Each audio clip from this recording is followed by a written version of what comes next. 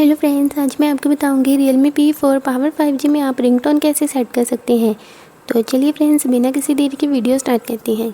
तो इसके लिए आपको सबसे पहले फ़ोन की सेटिंग्स में जाना है और इसके बाद आपको यहाँ पर साउंड एंड वाइब्रेशन पर क्लिक करना है और यहाँ पर आपको थोड़ा सा नीचे की ओर स्क्रॉल करने पर रिंगटोन की ऑप्शन मिलेगी। तो आपको रिंगटोन पर क्लिक करना है और यहाँ पर आप देख सकते हैं आपको क्लासिक पर क्लिक करना है। तो यहाँ पर आपको बहुत सारी रिंगटोन्स मिल जाएंगी। तो आपको जो भी रिंगटोन सेट करनी है आपको सिंपली उस पर क्लिक कर देना है, तो वही रिंगटोन सेट हो जाएगी।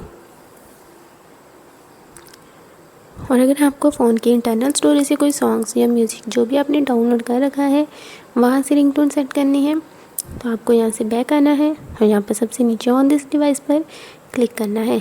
तो यहाँ पर आपको बहुत सारे ऑप्शन मिल जाएंगे जो भी सॉन्ग और म्यूज़िक होंगे। तो आपको जो भी सेट करना है आप उसको क्लिक करना है, तो वही रिंगटोन सेट हो जाएगी। Bye bye friends.